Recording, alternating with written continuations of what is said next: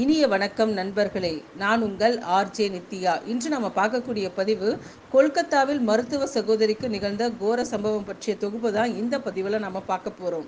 கொல்கத்தாவில் மருத்துவ சகோதரிக்கு நிகழ்ந்த கோரம் என்பதை பணியிடத்தில் மருத்துவர்களுக்கு மட்டும் ஏற்படும் பாதிப்பாக அணுகாமல் பணியிடங்களில் மகளிருக்கு நேரும் பாலியல் ரீதியான சீண்டல் மற்றும் கொடுமைகளை பறைசாற்றும் நிகழ்வாக கொள்ள முடியும். கொல்கத்தாவில் அரசு மருத்துவக் கல்லூரி ஒன்றில் இரவு பணியில் இருந்த மருத்துவர் கொடூர மிருகங்களால் கூட்டு வன்புணர்வு செய்யப்பட்டு ஈவு இரக்கம் இல்லாமல் கொலை செய்யப்பட்டிருக்கின்றார். அவர் இறந்த பின் அந்த மருத்துவக் கல்லூரியின் நிர்வாகம் அவரது பெற்றோருக்கு அவர் தற்கொலை செய்து கொண்டதாக கூறியிருக்கின்றது. இது நிர்வாகத்தின் மீது சந்தேகத்தை ஏற்படுத்துகின்றது. அடுத்து சிசிடிவி ஆதாரம் வைத்து ஒருவர் மட்டுமே கைது செய்யப்பட்டுள்ளார். ஆனால் பிரேத பரிசோதனை முடிவில் பிறப்புறுப்பிலிருந்து 150 கிராம் விந்து திரவம் கைப்பற்றப்பட்டுள்ளது. ஒரு முறை ஒரு ஆணிடம் இருந்து அதிகபட்சம் 5 மில்லி விந்து திரவம் வெளிப்பட்டால் பெரிய விஷயம். அப்படி என்றால் அன்று அதிகாலை அவருக்கு நேர்ந்தது என்ன? இன்னும் எத்தனை பேர் இந்த பாதக கொடுஞ்செயலில் ஈடுபட்டனர்? இந்த செயலுக்கு பின்னால் இருந்த காரணம் என்ன? யாரெல்லாம் இதற்கு மூளையாக செயல்பட்டனர்? நினைத்து பாருங்கள். நம் வீட்டிலிருந்து ஒரு பெண்மணியை மேற்படிப்பு படிக்கவோ அல்லது வேறொரு பணிக்கோ அனுப்புகின்றோம்.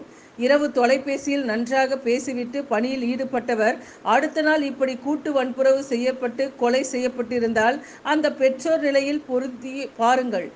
ஆனால் நிர்வாகம் தொடர்ந்து எழுப்பிய கேள்விகள் இவை: ஏன் செமினார் ஹாலுக்கு போறா? சூசைடு தான் பண்ணிக்கிட்டா? இப்படியாக கட்டுக்கதைகளை கிளப்பி பிரச்சனையை மூடி மறைக்க முயற்சி செய்திருக்கிறது.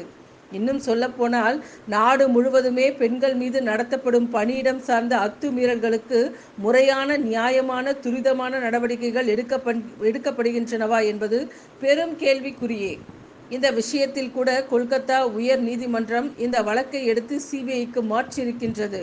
கொல்கத்தா காவல்துறை இந்த வழக்கில் சுணக்கத்துடன் செயல்பட்டதும் கூடவே ஒரு வாரம் ஆகியும் எந்த ஒரு முன்னேற்றமும் வழக்கில் இல்லை என்பதை சுட்டி காட்டியிருக்கின்றது.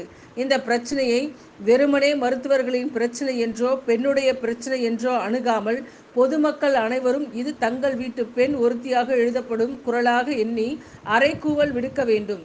தேவை பாதுகாப்பான பணிச்சூழல்.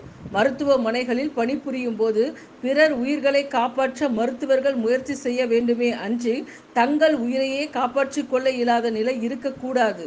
இந்த வழக்கில் விரைவான, நியாயமான நீதி கிடைத்து கூட்டு வன்புணர்வு மற்றும் கொலையில் ஈடுபட்ட அனைவரும் கைது செய்யப்பட்டு சட்ட நடவடிக்கை எடுக்கப்பட்டு தண்டனை பெற வலியுறுத்தியும் வண்ணம் இந்திய மருத்துவ சங்கம் எடுக்கும் நடவடிக்கைகளுக்கு ஒரு சகோதரியாக நானும் துணை நிற்பேன். நம் மருத்துவர் அனைத்து வானொலி சார்பாகவும் தங்களது கண்டனத்தை தெரிவித்துக் கொள்கின்றோம். நன்றி, வணக்கம்.